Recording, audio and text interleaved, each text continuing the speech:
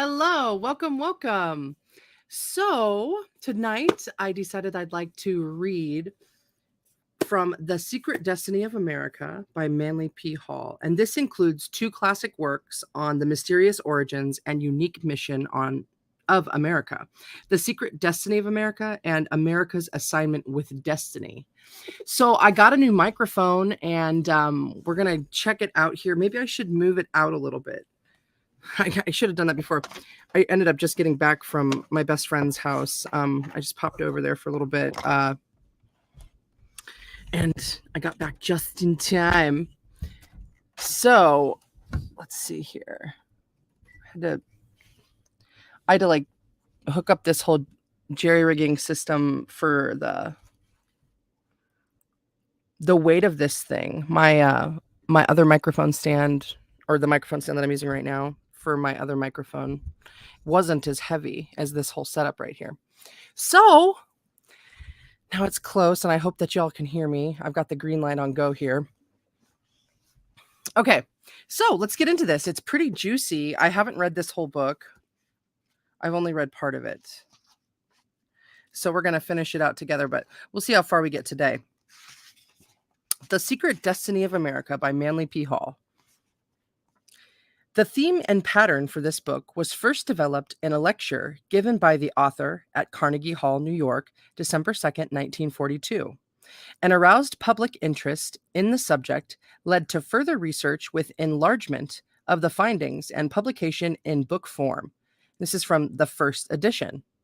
Hey, welcome, Angelfish. So good to see you, my girl. Oh, so, dude, I actually went back and watched that yesterday, and you're so funny. Oh, son of a gun. Okay, so descriptive content. It goes through each chapter, and it gives a brief little synopsis of each chapter here. Hey, now that you're here too, Angel, how's the sound? Are you hearing me pretty well from where you are? You're such a trip. My hero girl. So yeah, I'll continue, and then I'll try and scope, like flash my eyes up to see if you said anything about the sound here. So descriptive concepts, chapter 1, the origin of the democratic ideal. World democracy was the secret dream of the great classical philosophers. Thousands of years before Columbus, they were aware of the existence of our Western Hemisphere and selected it to be the site of the philosophic empire. The brilliant plan of the ancients has survived to our time, and it will continue to function until the great work is accomplished. The American nation desperately needs a vision of its own purpose. Page 15. Awesome. Okay, cool. I'm so pumped about this new microphone. Oh. I wonder if you can hear that tickle in my throat. It's like, okay. I just ate a cookie right before I started. Anyways. Chapter 2, the world's first democrat. The leader who had the first social consciousness in the administration of a nation was a pharaoh of Egypt. Akhnaton, born several thousand years too soon, he was the first realist in democracy, the first humanitarian, the first internationalist. He saw that the duty of the ruler is to protect for all the right to live well, to think, to dream, to hope, and to aspire. For his dream of the brotherhood of man, he cheerfully gave his life. Page 23. Chapter 3, Westward ocean traveled to the earthly paradise. From Plutarch's description of Voyages, it can be calculated that our great continent in the Western Hemisphere was visited by the ancient Greeks. They not only reached our shores, but explored part of the Great Lakes area. That's right near me. Under a thin veil of symbolism, they perpetuated in mythology their knowledge of our land, which they called blessed. The area was anciently set apart for coming generations in the great human experiment of the democratic commonwealth. Page 28. Chapter 4, the first election of lawmakers. Solon of Athens freed the debtor's person to reform the institution of debt slavery. He instituted the selection of juries by lot, with all citizens participating, and he gave the voting franchise to all taxpayers alike, thus beginning national democracy 600 years before Christ. When he later journeyed to Egypt, he there learned of the first war of conquest in the story of the lost Atlantis, and became acquainted with the imperishable laws for the government of nations. Page 37. Chapter 5. The Ancient League of Nations. A description of the lost Atlantis was written by Plato. It introduces the league formed by the 10 benevolent kings who ruled the lesser nations and the 3 great continents of Europe, Asia, and Africa, and who bound themselves by oath to obey the divine laws of enduring empire. This was the philosophic democracy, with all men having the right to become wise through self-discipline and self-improvement, thus achieving the only aristocracy recognized by natural law. Ooh. The Atlantis story continues to the later decision of the kings to use their united power to enslave all the peoples of the earth, and the consequent destruction of Atlantis by earthquake and fire. Interpreted politically, it is the story of the breaking up of the ideal pattern of government. Page 42. Chapter 6. A Roman project to give rulership to the wise. The Platonic point of view was envisioned by Plotinus to take form as a philosopher's city, establishment of which was approved by his Roman emperor as the noblest experiment in time. But the fear of the Roman senators that the projected commonwealth of learning might finally overthrow the empire brought the project to naught, as Rome continued in the advanced state of smugness that immediately preceded the complete collapse of a nation. Page 48. Awesome. Cool. Thank you. I'm so pumped. I can't wait to listen back to the way these tones are. I spent a long time choosing this microphone. Thank you for your feedback. Chapter 7. The democratic tradition preserved by secret societies. For more than 3,000 years, secret societies have labored to create the background of knowledge necessary to the establishment of an enlightened democracy among the nations of the world. The Greek Dionysians were social and political temple builders, known as the collegians in later Rome. The rise of the Christian church brought persecution of the classical intellectual patterns ideology, driving the guilds to greater secrecy. But all have continued searching for human happiness under a variety of rituals and symbols, and they still exist as the Order of the Quest, page 58. Did I skip a chapter? Nope, I'm good. Chapter 8. A new identity for Christopher Columbus. Many scholars were fully aware of the global form of the earth in the time of Columbus, who, according to early historians, state documents, and his own son, was not an Italian of humble station and uneducated, but was a Greek prince with an excellent classical education. It was from a Greek port that he sailed on the celebrated voyage of discovery. He was accompanied by a mysterious stranger, which has suggested that Columbus was an agent of the Society of Unknown Philosophers. The pattern of the democratic ideal was beginning to assert itself over the tyranny of decadent aristocracy. A new world was necessary for a new idea. When it was necessary, it was discovered.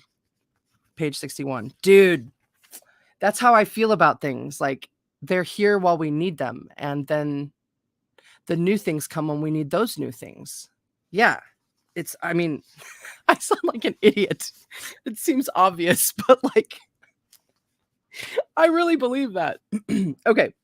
Chapter 9, The Prophecies of Nostradamus. 11 years after Columbus reached our shores, an extraordinary man was born in France. In adult life, he was both a respected physician and a mystic who was able to write accurately the history of the world to come. There was no indication at the time that in the Western Hemisphere would arise a great nation, but Dr. Michel Dr. Michel Nostradamus saw a civilization established there that would observe, always on a Thursday, a day to express thanksgiving for freedom of religion, freedom of opportunity, and freedom of life. He prophesied that this nation would free itself from the bonds of the mother country, would greatly prosper, but would have to fight several wars, one with the Orient, before becoming a great power in a pattern of world peace, with other nations looking to it for leadership. All that he foretold is precisely according to the Platonic tradition. Page 66. I mean, if any of these times were about, I mean, like, I know that time stacks upon, right? And it's just, don't we feel like this is, I mean, amongst the chaos is when this new beautiful patterns are born and the ways for the meaning in life. Chapter 10. The Design of Utopias. Speaking of which, The Design of Utopias. Sir Thomas More wrote about a fable about 400 years ago to set forth the social state of man in a philosophic commonwealth, but so completely has the world missed the entire point that the very word utopia is even today a synonym for optimistic but impractical ideals of reform. Campanella, or Campanella, probably Campanella, maybe, an Italian philosopher, wrote of the major tragedy in that the subject of statesmanship had alone been neglected, as practically every other subject had been reduced to a science. Government officials, he insisted, should be elected after examination to determine knowledge and fitness. Boccalini contributed further to utopian literature, and Andrea sought to Christianize it with the theme, "For lack of vision, the people perish." Page 73. Chapter 11, the objective of the secret society. One reference to a secret society in Bacon's New Atlantis is scarcely less than a proclamation of the Society of Unknown Philosophers, but has gone unnoticed for 300 years. This fable is of the land of Bensalem, meaning the son of peace, which, with its merchandise, the light of truth, maintained a trade with Atlantis, which was declared to be the same as America.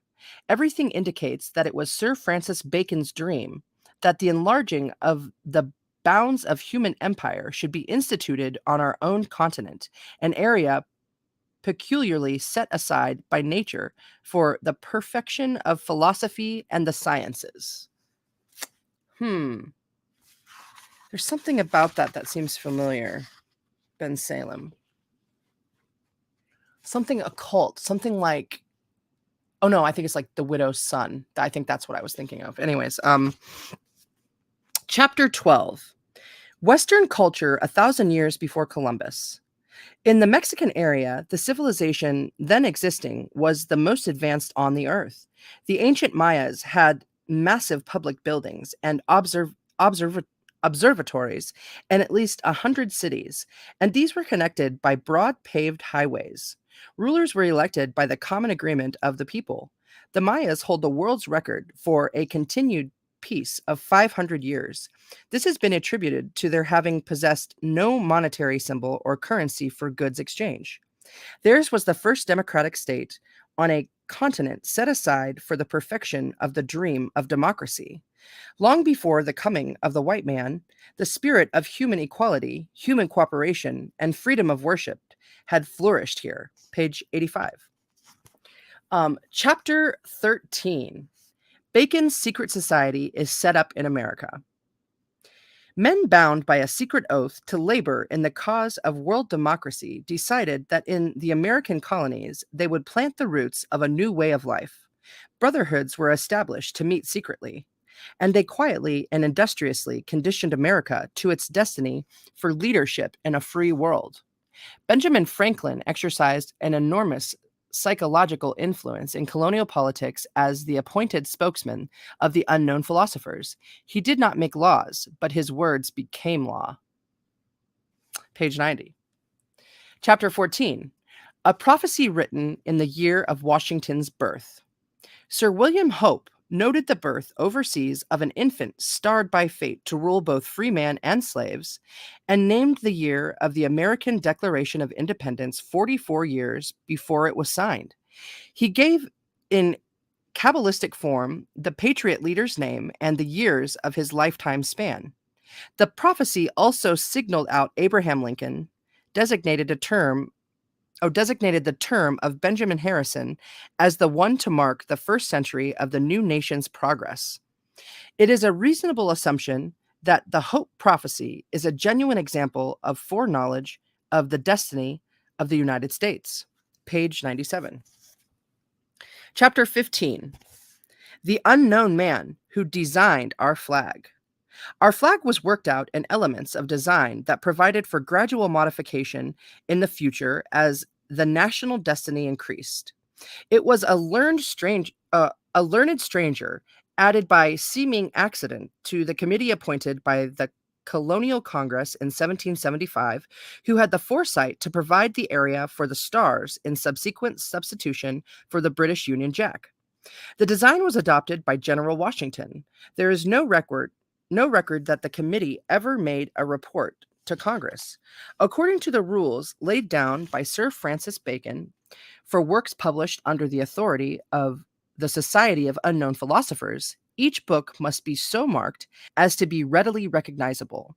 The book that tells of the presence of the unknown designer ends with a quotation from Bacon, page 105, which isn't Sir Francis Bacon actually Shakespeare? Is that something else? Anyways. Chapter 16, Thomas Paine and the Rights of Man. The crusading of Tom Paine definitely advanced for Americans that secret destiny by which all people shall be free and equal. There is little doubt that he assisted Jefferson in writing the Declaration of Independence. Paine emphasized the necessity of separating the spheres of church and state in government, preached religious tolerance in a day when the spirit of persecution was still strong, attacked the special privileges of the aristocracy. Only by thousands of years of conditioning can mankind be brought to the perfectionist state envisioned by this American patriot. Page 113. Chapter 17. The Unknown Who Swayed the Signers of the Declaration of Independence. Faced with the death penalty for high treason, courageous men debated long before they picked up the quill pen to sign the parchment that declared the independence of the colonies from the mother country. For many hours, they had debated in the State House at Philadelphia, with the lower chamber doors locked and a guard posted, when suddenly a voice rang out from the balcony. A burst of eloquence to the keynote. God has given America to be free, ended with the delegates rushing forward to sign. The American patriots then turned to express their gratitude to the unknown speaker. The speaker was not in the balcony. He was not to be found anywhere. How he entered and left the locked and guarded room is not known. No one knows to this day who he was. Page 118. Interesting. Chapter 18. The symbols of the Great Seal of the U.S. Is the American eagle actually a phoenix? Selection of the fabulous bird of the ancients seems to have been the intention of the designer of our nation's Great Seal. The phoenix is a symbol of the reborn in wisdom. The design on the reverse of the Great Seal is even more definitely related to the order of the quest. The pyramid and the all-seeing eye represent the universal house surmounted by the radiant emblem of the great architect of the universe. These three symbols appearing in combination is more than chance or coincidence. Page 125. Also, I just want to point out that great architect of the universe is capitalized, like great architect and universe are capitalized. Then also universal house surmounted, that's also capitalized. Order of the quest capitalized. Great Seal capitalized. Reborn in wisdom also capitalized. Fascinating. All right, chapter 19. The prophetic dream of General Mcclellan. In a dark hour of military apprehension, the general of the Union forces was visited by a vision in a dream. A voice spoke, and a map came alive with troop movements as the enemy forces moved into the very positions he had intended to occupy.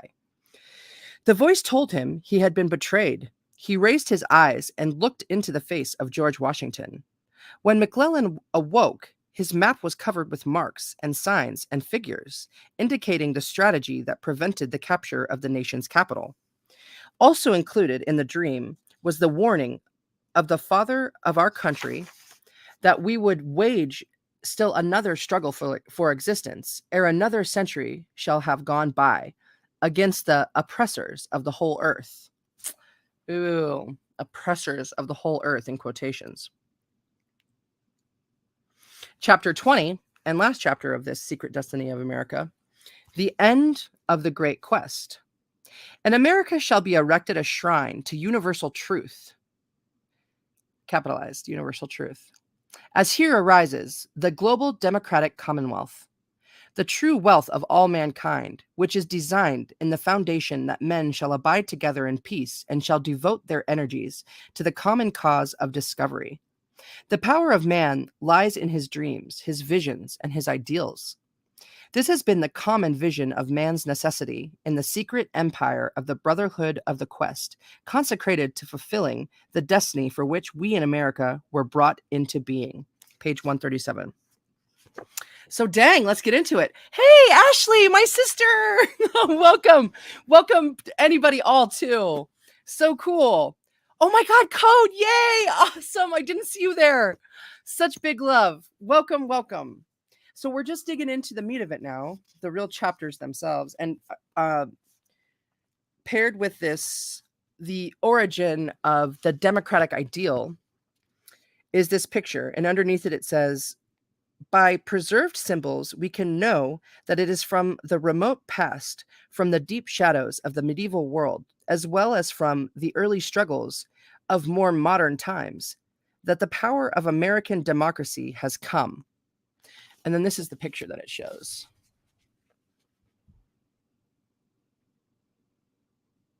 I wonder if I can't get it to focus more. I tried a different setting so that like it wouldn't keep going in and out of focus.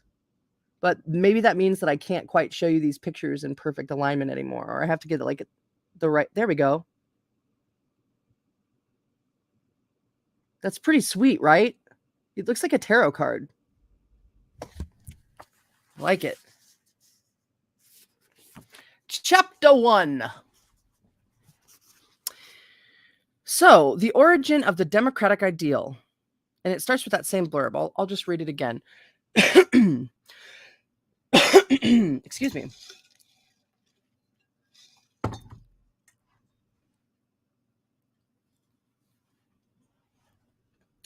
World democracy was the secret dream of the great classical philosophers. Thousands of years before Columbus, they were aware of the existence of our Western Hemisphere and selected it to be the site of the philosophic empire. The brilliant plan of the ancients has survived to our time, and it will continue to function until the great work is accomplished. The American nation desperately needs a vision of its own purpose. America cannot refuse the challenge of leadership in the post-war world. Mere physical reconstruction of ravaged countries and the reorganization of political, economic, and social systems is the lesser task we will face. The larger problem and the great challenge is in how to set up a new order of world ethics, firmly established on the foundation of democratic idealism. Experts in various fields have already submitted programs designed to meet the needs of those nations whose way of life has been disrupted by war.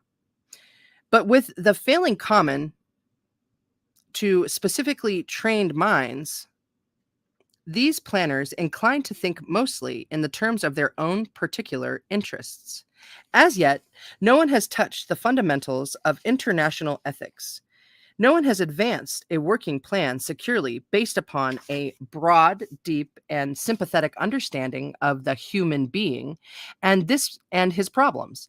The thinking has been in the dual fields of power politics and material economics, with remedies expressed in terms of charts, blueprints, patterns, and industrial programs. But there is one new encouraging element present in most of the recommendation of today's experts. They are recognizing the necessity of conceiving the world as one interdependent structure. Yet, even as they recognize the need for a unity of human interests, their recommendations are for the perpetuation of highly competitive economic policies, which, if they are consistently applied, must lead in the end to war and discord. It is not an easy task to unite the efforts of the human race towards the accomplishment of any common good. Mankind, in the majority, is selfish, provincial in attitude, and concerned primarily with personal success and acquiring creature comforts.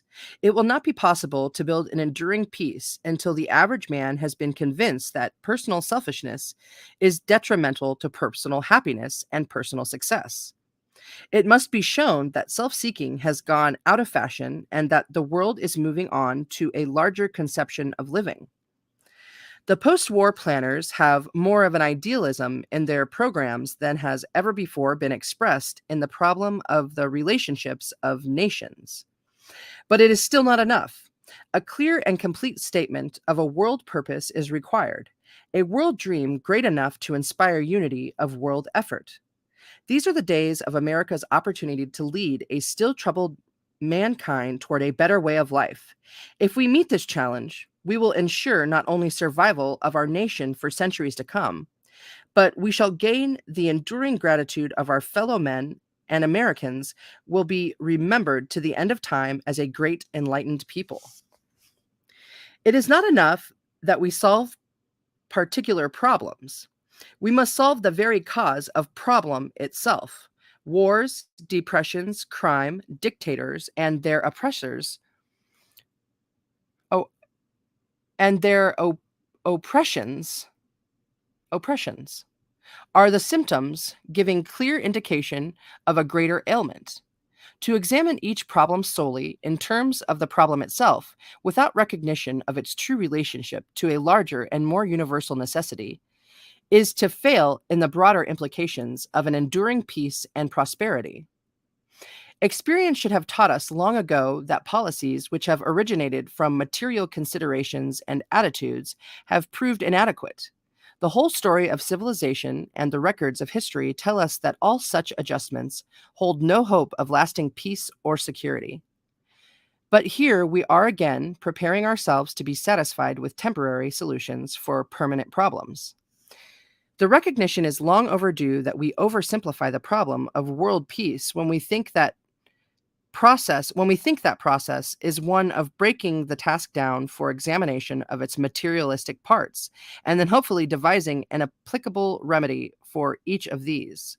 The physical conditions of human existence are not the whole of the human problem. We could adjust all material considerations to the point of supremest equity and yet accomplish virtually nothing solutional. The greatest of known problems is the human problem, and not until all embracing examination is made into every phase of human needs can there be an adequate reconstruction policy for a post-war world. That man is physical is obvious, but he is also mental and emotional. That man is physical is obvious, but he is also mental and emotional. He is spiritual and he has a soul. These latter factors are not so obvious. What to do about them is not so easy, for they are difficult to understand, and even more difficult to classify and reduce to a working pattern. We, as builders of a civilization, will have to learn that only when equal consideration is given to each of these elements of man's nature will we arrive at the solutions for the disasters into which men and nations precipitate themselves. Our post-war reconstructors, ours, if not by our selection, at least with our consent, are not outstandingly qualified for this broader task. Few indeed are the statesmen and politicians who have any conception of man as a spiritual being. Few indeed are the statesmen and politicians who have any conception of man as a spiritual being. And as for military leaders, they are primarily disciplinarians, invaluable as such in times of war, but not all emotionally geared to problems of individualistic peacetime character. And world planners recruited from among our industrial leaders, it must be admitted, are not generally informed on the workings of the human psyche. Those who have made the study of human conduct their life work, the sociologists, have little scientific knowledge of the hidden springs that animate the very conduct into its amazing diversity of manifestations. And if a word is to be said for bringing in the clergy, it might be that the theologian planner who will be truly useful will be one who acquires at least some knowledge of the science of biology.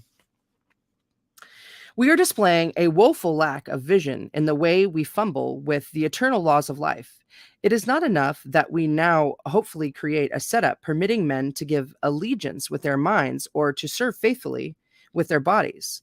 We must someday face the truth that man is inevitably and incurably an idealist. For this is the truth that will set us free. Man's need is for the idealistic content of his nature to be properly nourished. Then his whole consciousness will impel him to right action.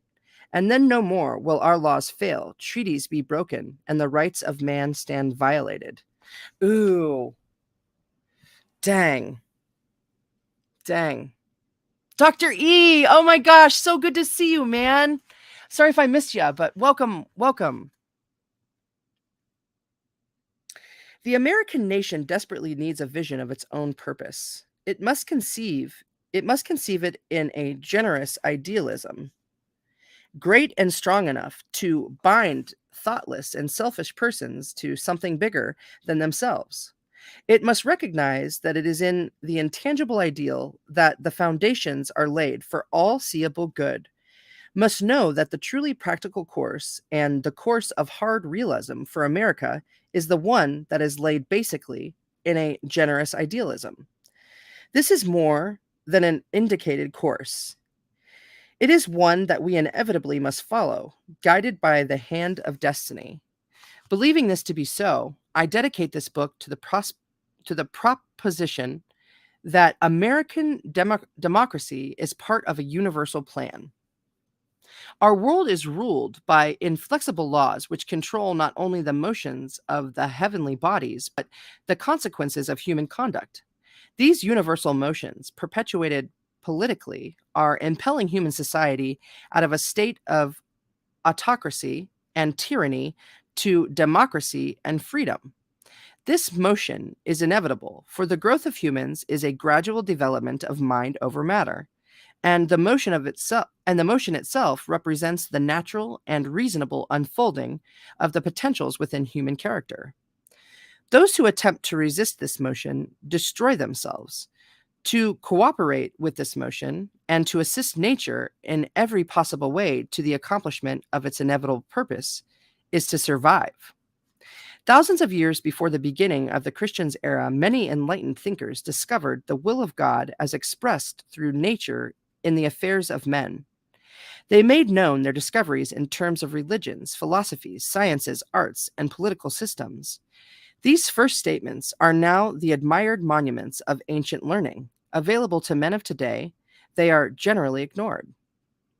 Years of research among the records of olden peoples available in libraries, museums, and shrines of ancient culture has convinced me that there exists in the world today, and has existed for thousands of years, a body of enlightened humans united in what might be termed an order of the quest.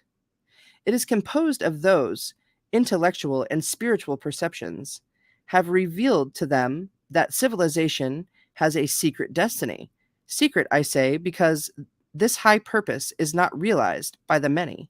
The great masses of people still live along without any knowledge whatsoever that they are part of a universal motion in time and space. Pythagoras, Plato, Aristotle, Buddha, Jesus, and Muhammad are among the greatest names recorded in history. But it is not customary. But it is not customary to regard the men who bore these names as statesmen or sociologists. They are thought of as philosophers, sages, seers, and mystics whose doctrines have no application to the political needs of an industrial civilization. Yet it is men like Plato and Buddha who still exercise the most powerful force in mortal affairs towards the perpetuation and preservation of a civilized state among all nations. All of the great leaders of ancient times realized and taught that the establishment of a state of permanent peace among the nations depended upon the release of human ideals, but through properly trained and disciplined minds capable of interpreting these ideals in terms of the common good. World democracy was the secret dream of the great classical philosophers. Toward the accomplishment of this greatest of all human ends, they outlined programs of education, religion, and social conduct directed to the ultimate achievement of a practical and universal brotherhood. And in order to accomplish their purposes more effectively, these ancient scholars bound themselves with certain mystic ties to a broad confraternity. In Egypt, Greece, India, and China, the state mysteries came into existence. Orders of initiated priest philosophers were formed as a sovereign body to instruct, advise, and direct the rulers of the states. Thousands of years ago in Egypt, these mystic orders were aware of the existence of the Western Hemisphere and the great continent which we call America. The bold resolution was made that this Western continent should become the site of the philosophic empire. Just when this was done, it is impossible. Just when this was done, it is impossible now to say. But certainly the decision was reached prior to the time of Plato, for a thinly veiled statement of this resolution is the substance of his treatise on the Atlantic islands. One of the most ancient of man's constructive ideals is the dream of a universal democracy and a cooperation of all nations in a commonwealth of states. The mechanism for the accomplishment of this ideal was set in motion in the ancient temples of Greece, Egypt, and India. So brilliant was the plan, and so well was it administrated, that it has survived to our time, and it will continue to function until the great work is accomplished. Philosophy set up its house in the world to free men by freeing them of their own inordinate desires and ambitions. It saw selfishness as excuse me. It saw selfishness as the great crime against the common good, for selfishness is natural to all men who are untutored. It recognized that the mind has to be trained in the laws of thinking before men can be capable of self-rulership. And it knew that the democratic commonwealth can be a reality only when our world is a world of self-ruling men. And so it is from the remote past, from the deep shadows of the medieval world, as well as from the early struggles of more modern times, that the power of American democracy has come. But we are only on the threshold of the democratic state. Not only must we not only must we preserve that which we have gained through ages of striving, we must also perfect the plan of the ages, setting up here the machinery for a world brotherhood of nations and races. This is our duty and our glorious opportunity. It seems to me that the basic plan for the post-war world should be one solidly founded in this great dream of universal brotherhood. It is not enough to work on the problem solely in terms of politics and industry. The formula must express a broad idealism, one which appeals to the finest institutions of man, and one universally understandable by all who have lived, dreamed, and suffered on this mortal sphere. Interesting. That was chapter 1. Okay. So this next picture says, Akhnaton, Pharaoh of Egypt, born in 1388 BC, was the first man in recorded history to exemplify social consciousness in the administration of a great nation. He saw every living thing as having a divine right to live well, to hope, and to aspire in a world governed by brotherly love. Okay, where's the sweet spot?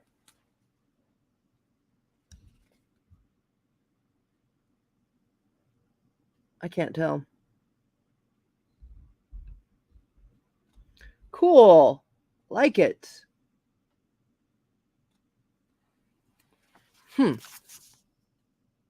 Chapter 2. The world's first Democrat, the leader who had the first social consciousness in the administration of a nation, was a pharaoh of Egypt, Akhnaton. Born several thousand years too soon, he was the first realist in democracy, the first humanitarian, the first internationalist.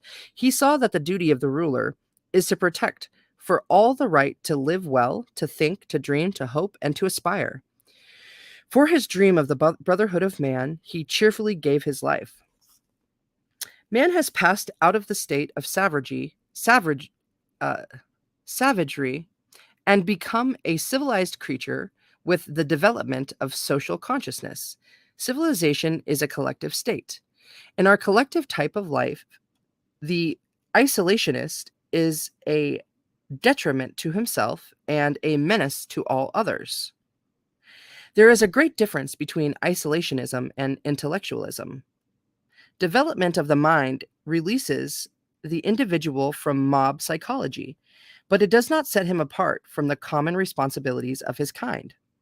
A true thinker becomes a force for good within the group life. If his intellectual powers lure him away from the practical problems and values of his world, he can no longer make his contribution to the social unity. Political reforms are not accomplished by the people, but through the people. Behind all collective progress stands the enlightened individual's leadership. His superiority does not free him from common responsibility.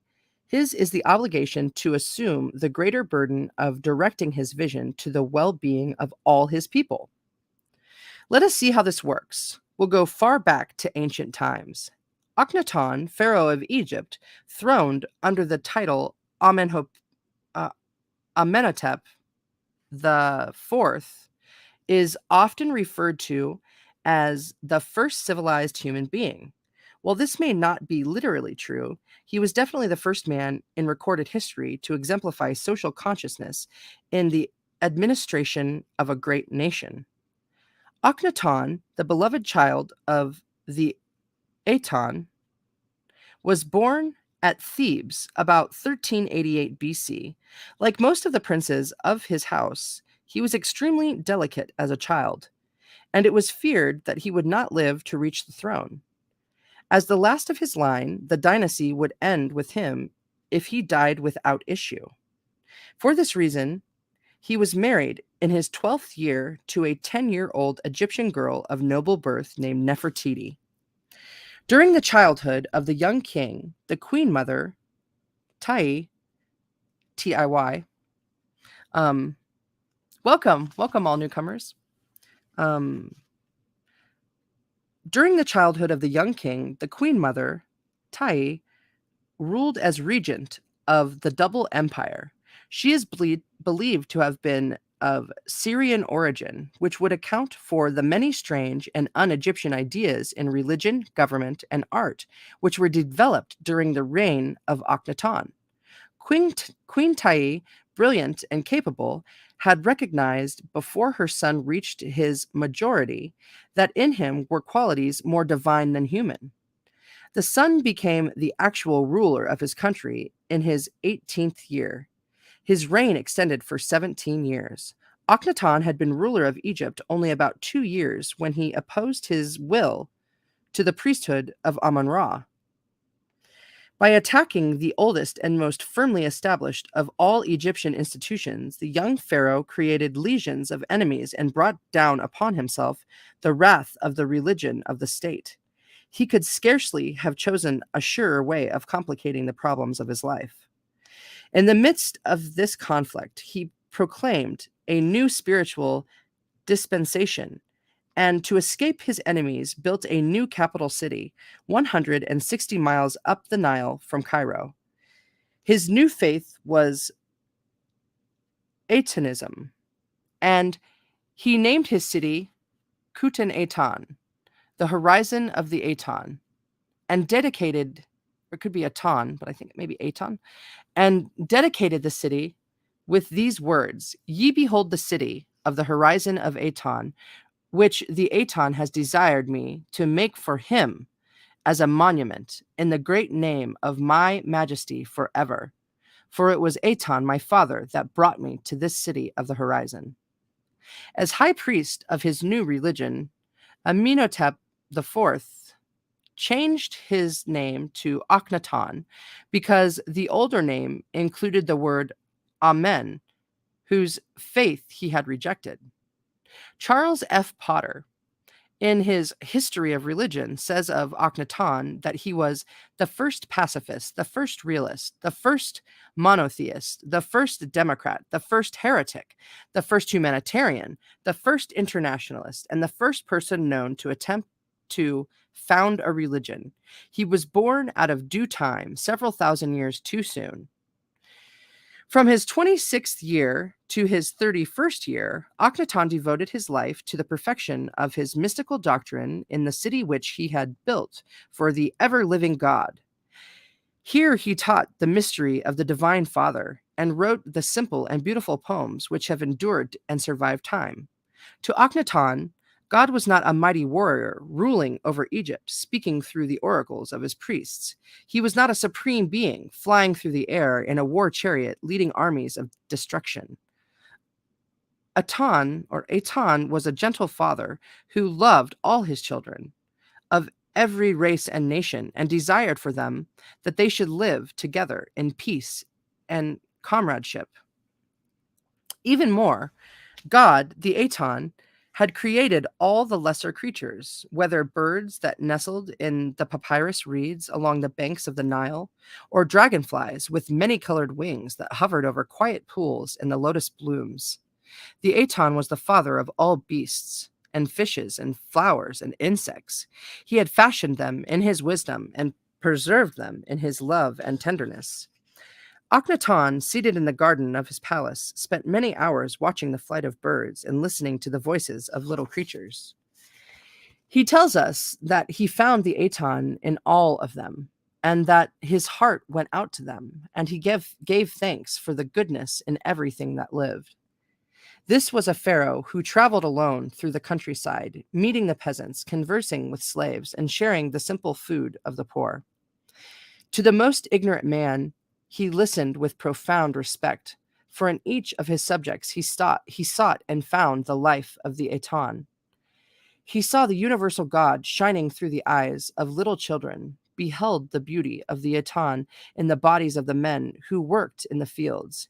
He could not understand why others did not see God in everything as he did. It's awesome. Like most of the great religious leaders, Akhnaton accepted the social problems of life as part of religion. He could not accept the inequalities of birth, wealth, or physical estate as a justification for men persecuting each other or exploiting one another. He saw every living thing having a divine right, a right to live well, to think, to dream, to hope, and to aspire. He saw it the duty of the ruler to protect his he saw it the duty of the ruler to protect this beauty in the hearts of his people, to nourish it, and to give every possible opportunity for its expression and perfection. It's awesome. Religious intolerance was impossible among those who worshipped the Aton. And there was no room for political intolerance in a world governed by the laws of brotherly love. Each man became the protector and comforter of all other men, cherishing the dreams of others equally with his own. In his personal life, Akhnaton emerges as the first man in history to bring dignity and gentle beauty to the management of his home. He was the father of 7 daughters, to whom he was completely devoted, And in his speeches and public pronouncements, he always referred to Queen Nefertiti as my beloved wife. It was usual for the pharaohs to cause themselves to be depicted in great stone carvings upon the walls of their palaces. They were represented as majestic figures, crowned and sceptered. They were shown either seated on their thrones or wielding their weapons against their foes. Akhnaton was the only pharaoh in the history of Egypt who chose to be depicted with his arm about his wife, with his little daughters playing about and seated on his lap. I love it. As with the passing years, the health of the pharaoh grew worse. The opposition of the priesthood of Amun-Ra grew greater, and his reign was complicated by invasions by the Hittite nations. The governors of various provinces pleaded with him for help, but Akhnaton would not send armies. The Dreamer King saw his lands pillaged and his cities conquered, but he would not kill his enemies. They too were children of the Aton. Akhnaton died in his 66th year at the altar of the Aton in the temple of the faith he had created. When his mummy case was found, the following prayer to the Aton was discovered, inscribed on golden foil beneath his feet. I breathe the sweet breath which comes forth from thy mouth. I behold thy beauty every day. Give me thy hands holding thy spirit, that I may receive it and may be lifted by it. Call thou upon my name unto eternity, and it shall never fail. In the words of the great Egyptologist, Professor Breasted, there died with him such a spirit as the world had never seen before. Akhnaton was the first man in history who dared to dream of the brotherhood of men, and he cheerfully gave his life and his empire for that dream. He is indeed the beautiful child of the living Aton, whose name shall live forever and ever. Man, I really like that. Dang, I really like that. Okay, I need to take a sip of water, and I need to get some chapstick on my lips. Oh, dang. So, right, where did I put the chapstick? Well, oh my gosh, this isn't really chapstick. This actually belongs to my sister. I wonder if this will make things worse or better.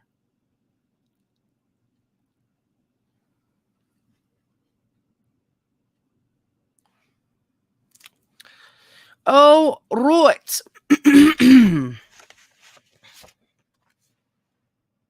Wow, it's crazy how time flies. Okay, so I'm going to get through chapter 3. We'll see where we're at. I'm trying to keep these like around an hour right now.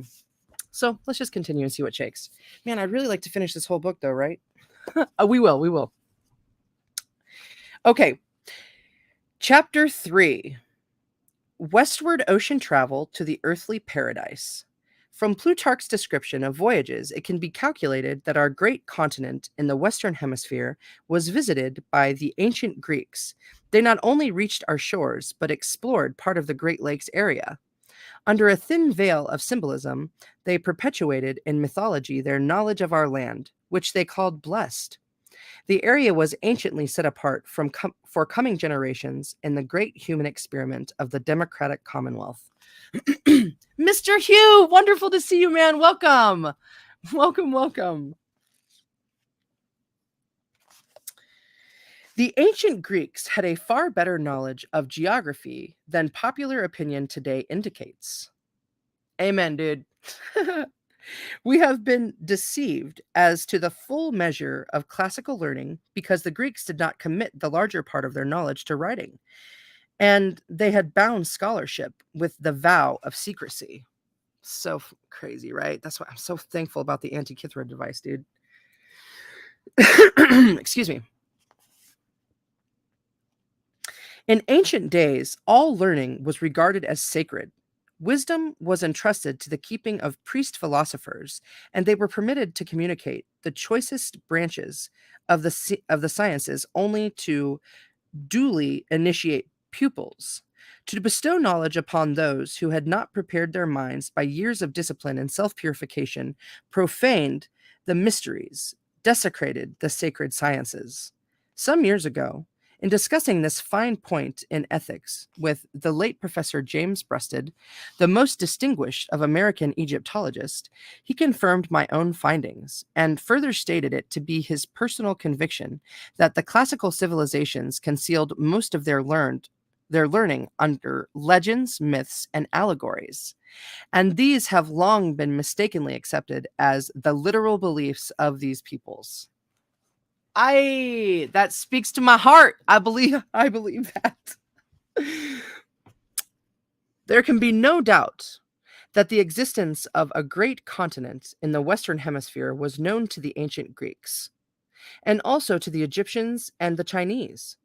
It is nothing short of foolish to assume that the ancients lacked ships sufficiently seaworthy to navigate the larger oceans.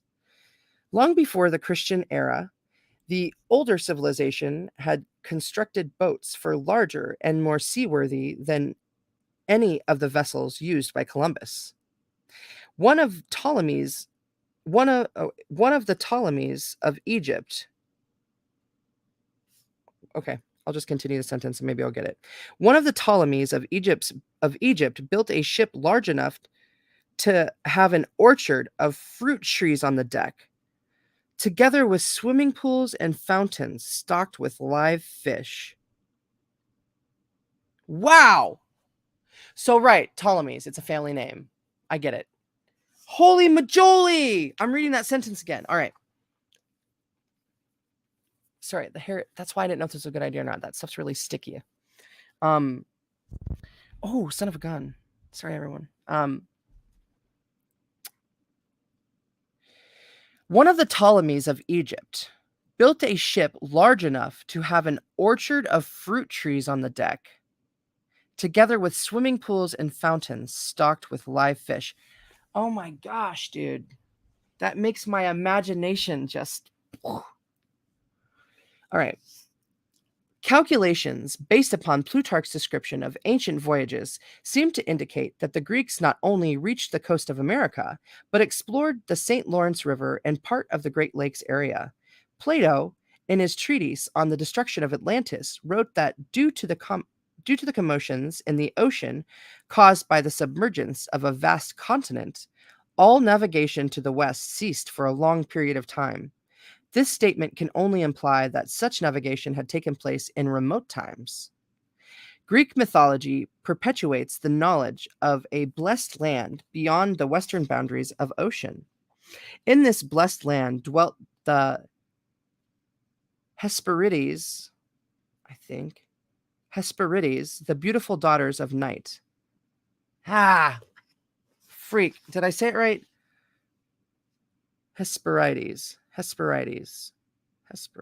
The beautiful daughters of night. And here also, at the end of... Oh, wow. There's a big old map here. I'll show you in a second. At the end of each day, the sun came to rest. In popular mythology, the Hesperidic Isles were a kind of terrestrial paradise. Thus, under a thin veil of mystic symbolism, was concealed the account of a western continent of great size, fertile and rich and abounding in all good things. Okay, so there's this picture of the maps. Okay, Europe, Egypt, Hercules, Altava 2, Manoa, Sea of Jupiter, Son of Saturn, Equator, Saturn Sea. Wow. Okay, yeah, sorry, I'm not sharing. Sorry. Or I apologize. Dang it, dude.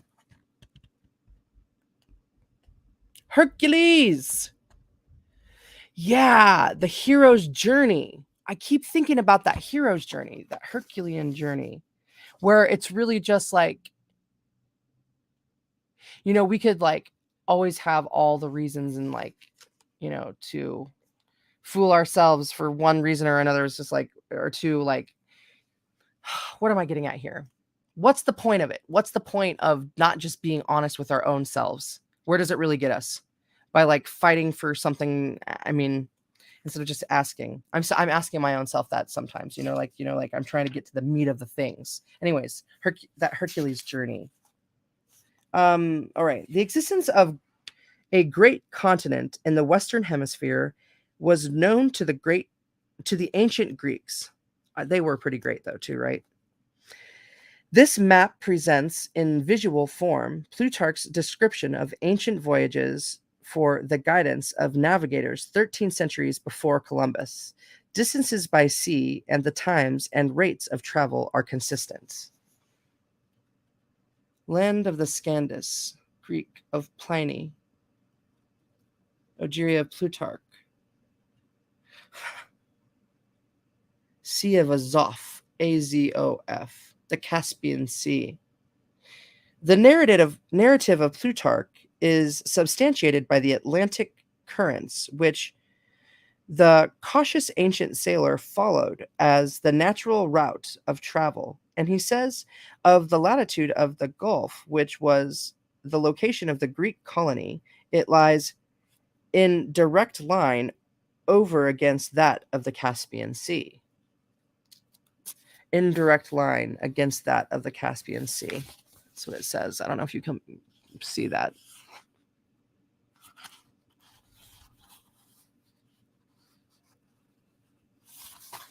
It's cool. Hey, Singe Man, welcome, dude.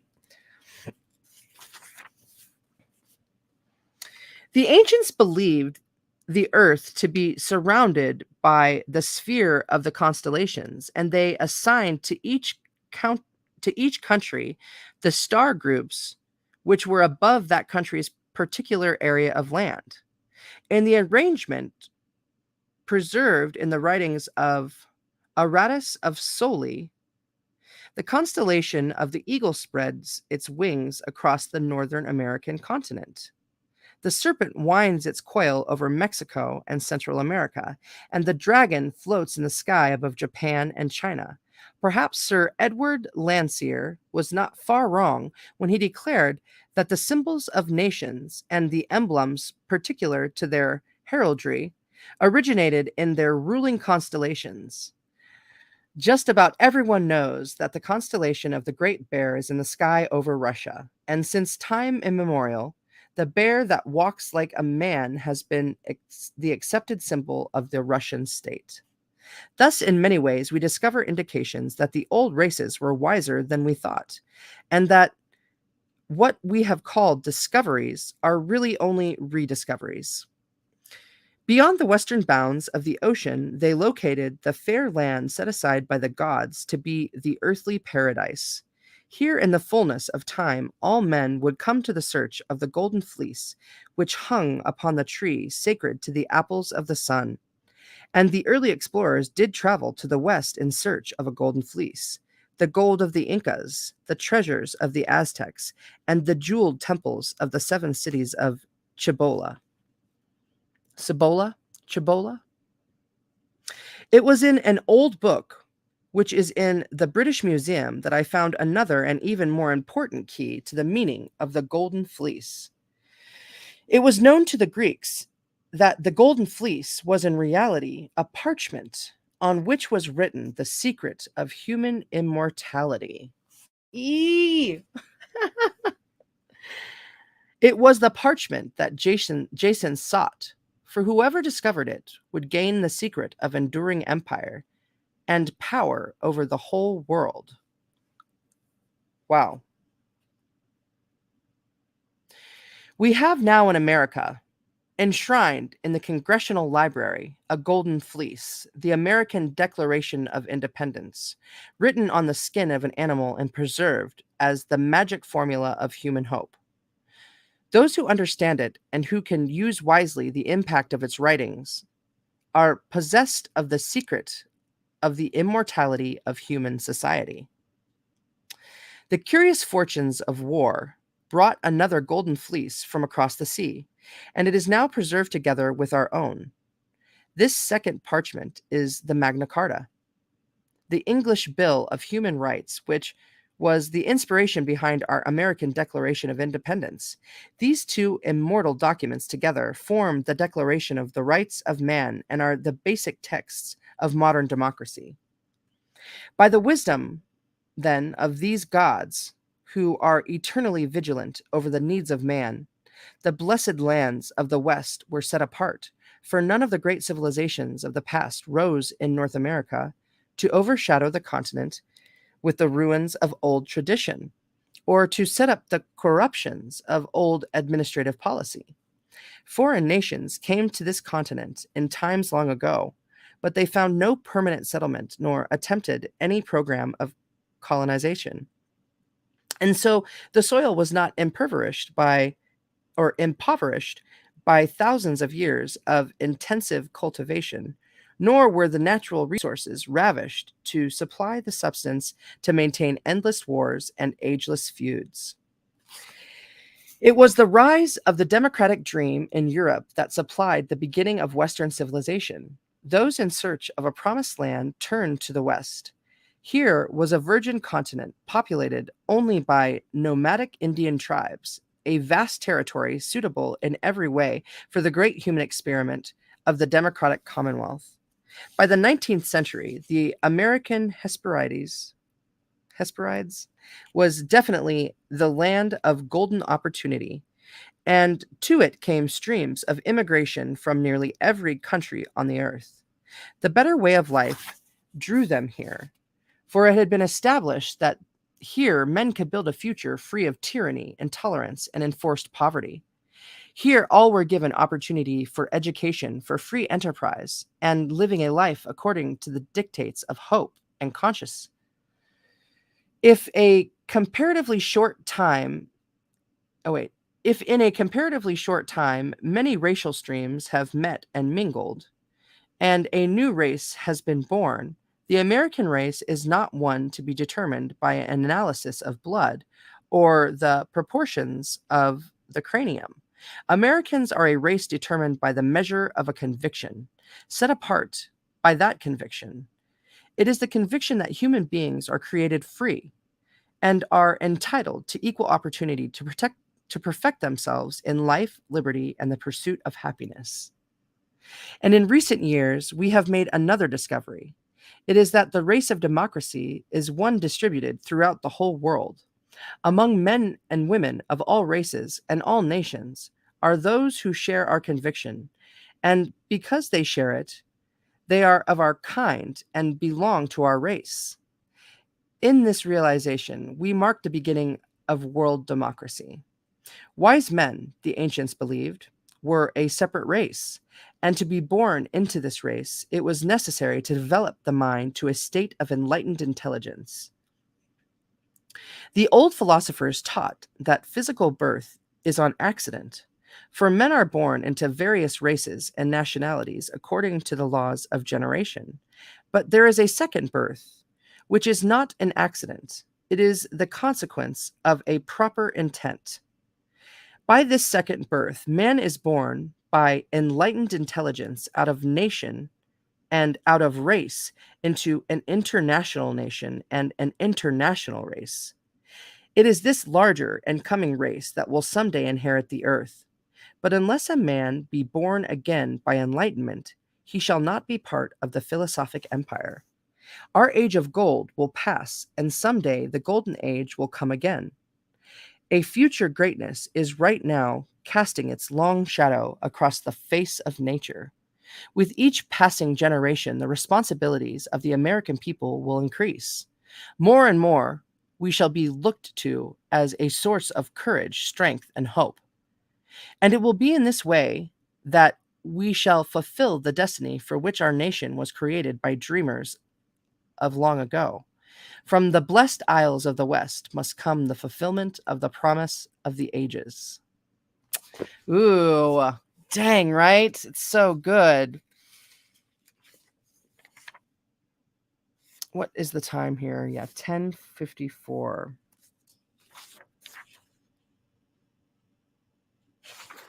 How long is this little blurb? Dude, it's not very long at all. I want to keep going. It's so good. Okay.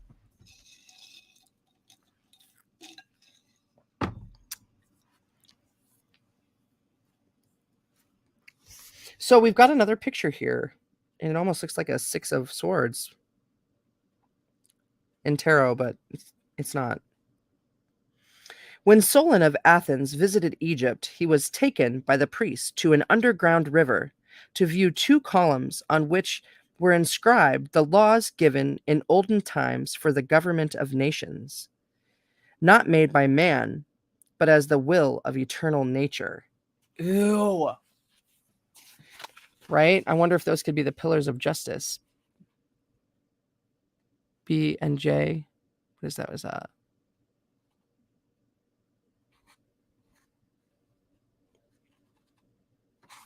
awesome.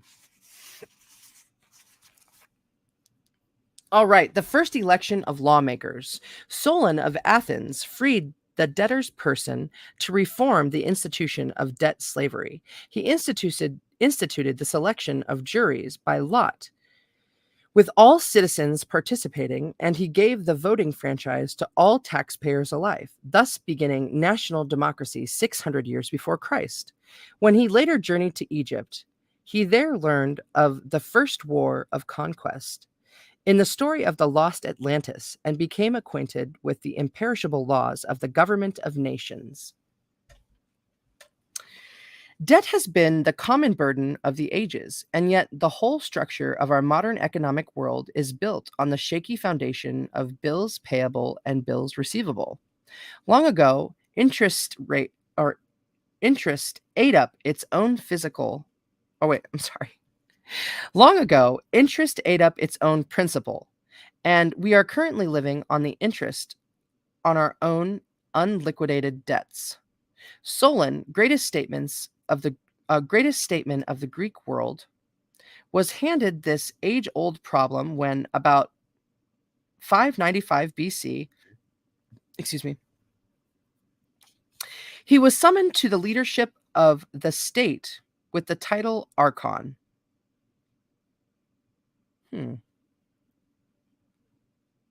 Wow, interesting.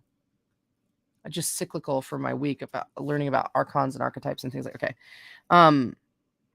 He was given unlimited powers to reform the economic and constitutional systems of the Atlanteans. Oh, no, I'm sorry, the Athenians.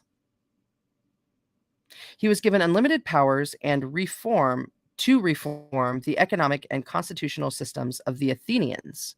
Athena. I went as Athena for Halloween once.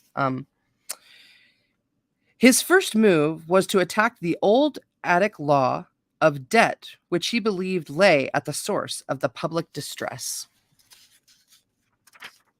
Prelly, dude, welcome, man. In the time of Solon, the Greek countryside was littered with roughly hewn stone markers. Originally, these were boundary stones, fixing the property lines of the lands of various citizens. As time had passed, it had become the custom to carve into these stones the records of mortgage contracts affecting the property which they bounded. Single stones became insufficient after a time, and eventually, the added monuments to debt interfered with the plowing of the fields. Oh, wow. Solon, investigating the tragedy of the mortgage monument, made several interesting discoveries that were to change the course of human economics.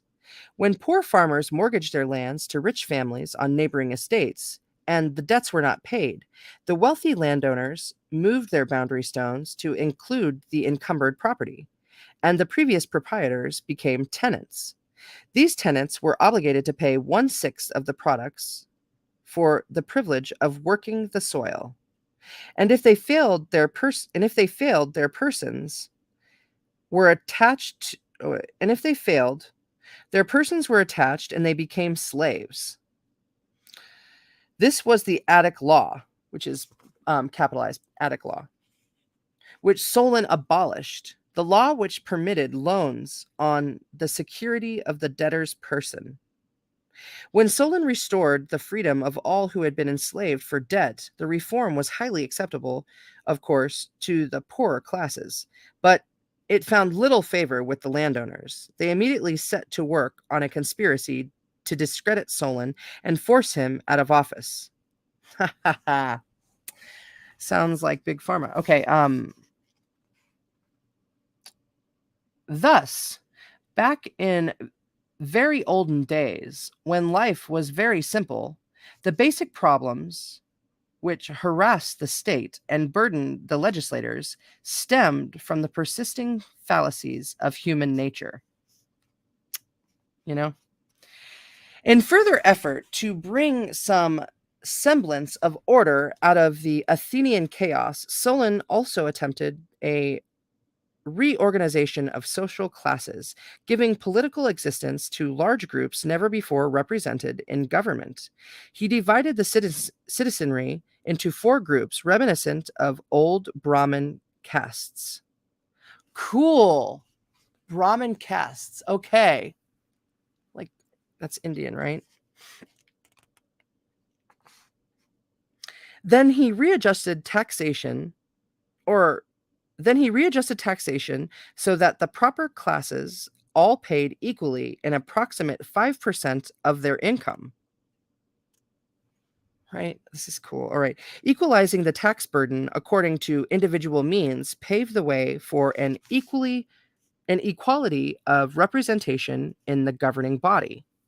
All citizens who paid taxes were entitled to be heard in matters of the common good and were privileged to elect magistrates. These steps marked the beginning of a democracy of the ancient Greeks.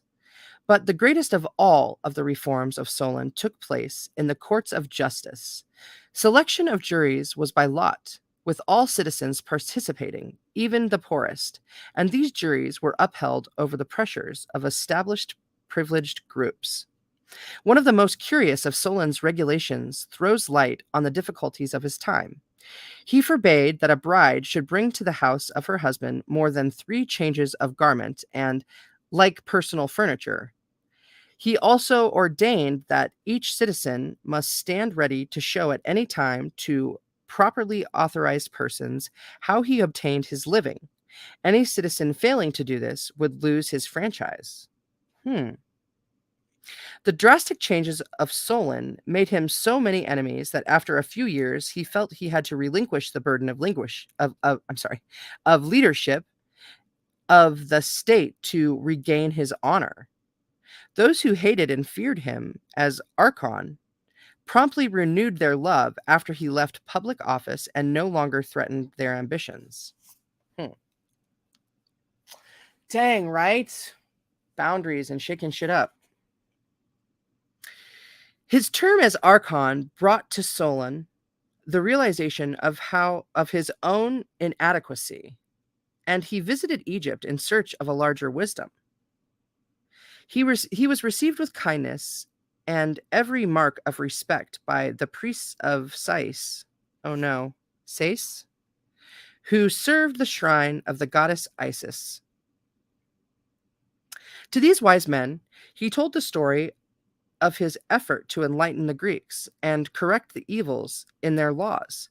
The high priest of Sais is reported to have said, "Alas, you Greeks, you are but children, for you know not the wisdom of the gods." One night, the priest of Sais led Solon. I apologize if I'm mispronouncing that.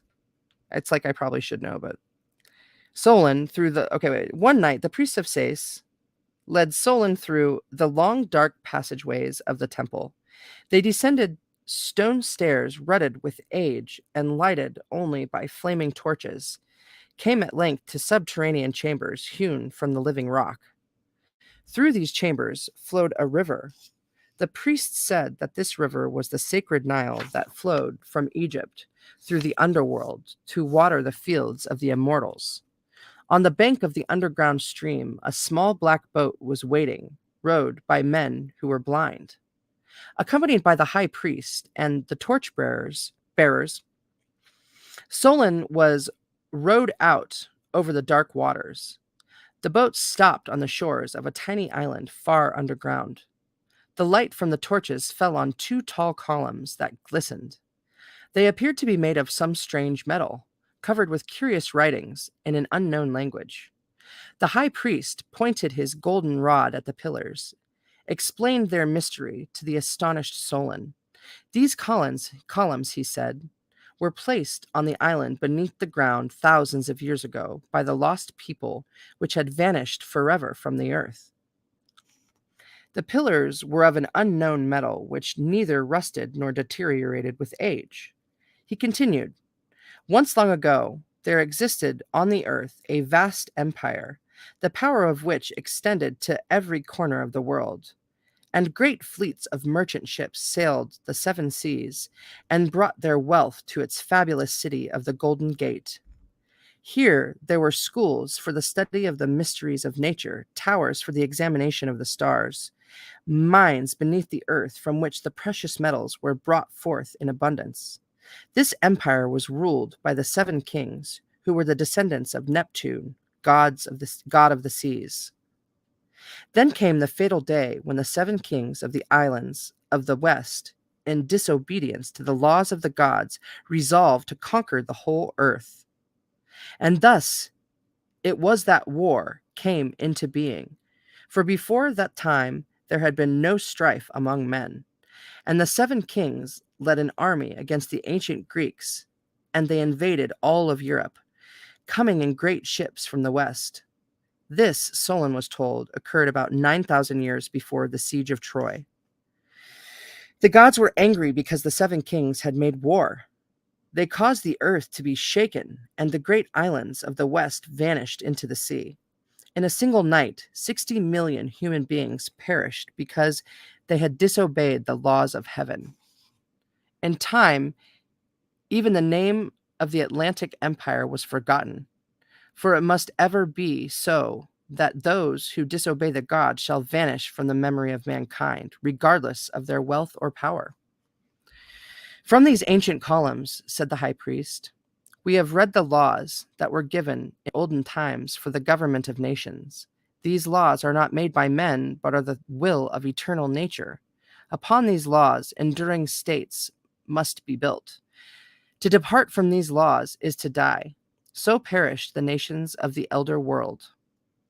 When Solon returned to Greece, it was his intention to take the story of the Atlantic Empire and develop it into a great epic poem.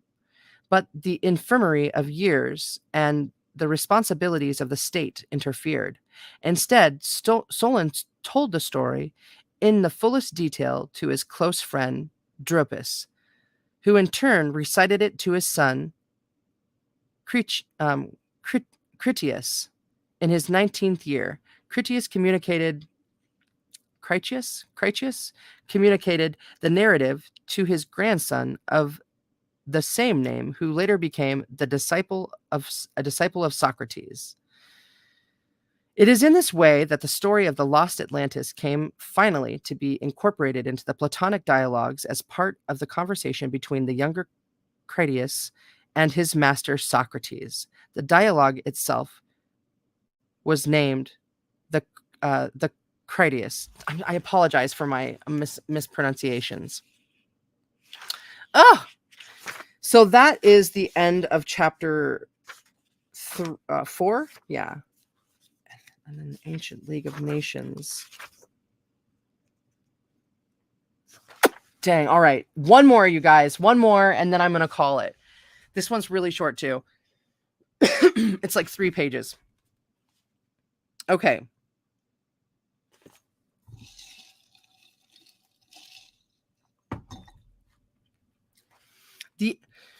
The Ancient League of Nations.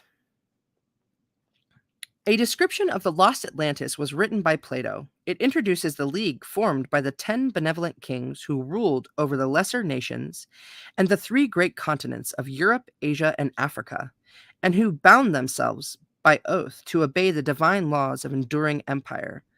This was the philosophic democracy, with all men having the right to become wise through self-discipline and self-improvement, thus achieving the only aristocracy recognized by natural law. The Atlantis story continues to the later decision of the kings to use their united power to enslave all the peoples of the earth, and the consequent destruction of Atlantis by earthquake and fire. Interpreted politically, it is the story of the breaking up of the ideal pattern of government. Oh, I got an itch. The destruction of Atlantis, As described by Plato in the Critias, I think that is how you say it, right? Critias, can be interpreted as a political fable. The tradition of the lost empire as descended from Solon was enlarged and embellished according to the formulas of the Orphic theology. But it does not follow necessarily that Plato intended to disparage the idea that a lost continent had actually existed west of Europe. Plato was a philosopher. He saw in the account of the fall of Atlantis an admirable opportunity to scrutinize or to summarize his convictions concerning government and politics. The Critias first describes the blessed state of the Atlantean people under the benevolent rulership of 10 kings who were bound together in a league. These kings were monarchs over 7 islands and 3 great continents. From the fable, we can infer that the 10 rulers of the Atlantic League were philosopher kings, endowed with all virtues and wise guardians of the public good. These kings obeyed the laws of the divine father of their house, Poseidon, god of the seas. In the capital city of Atlantis stood the temple of Poseidon, and in it a golden figure of the god. In this shrine also stood a column of precious substance inscribed with the laws of enduring empire. The 10 kings took their oath together to obey these laws, and they chose one of their number, usually of the family of Atlas, to be the chief of their league. It was written on the column of the law that the 10 kings of Atlantis should not take up arms against each other for any reason. If one of them should break this law, the other 9 were to unite against him to preserve the peace. In all matters concerning the public good, the 10 kings were to deliberate together, and each should be mindful of the just needs of the others. For they were the members of one body and regents over the lands of a blessed God. I got lost in a thought. The kings had not the power of life or death over any of their subjects, except with the consent of the majority of the 10. And each was responsible to the whole league for his conduct in the administration of his own state. In this way, Plato describes the government of the Golden Age, in which men live on earth according to the laws of heaven. By the 3 great continents of Atlantis, I'm sorry. Okay. By the 3 great continents of Atlantis are to be understood Europe, Asia, and Africa, and by the 7 islands, all the lesser peoples of the earth. The League of the 10 Kings is the cooperative commonwealth of mankind, the natural and proper form of human government.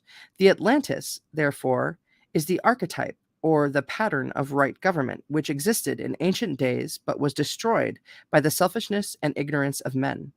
Plato, it must be remembered, was a monarchist by philosophic conviction, but his ideal king was the wise man, perfect in the virtues, and the natural ruler of those less informed than himself. This king was the father of the people, impersonal and unselfish, dedicated to the public good, a servant of both the gods and his fellow men. This king was descended of a divine race, that is, he belonged to the order of the illuminated. For those who come to a state of wisdom then belong to the family of the heroes, perfected human beings. Plato's monarchy was therefore a philosophic democracy, for all men had the right to become wise through self-discipline and self-improvement. One who achieved this state was by virtue of his own action a superior man, and this superiority was the only aristocracy recognized by natural law. Competition is natural to the ignorant, and cooperation is natural to the wise.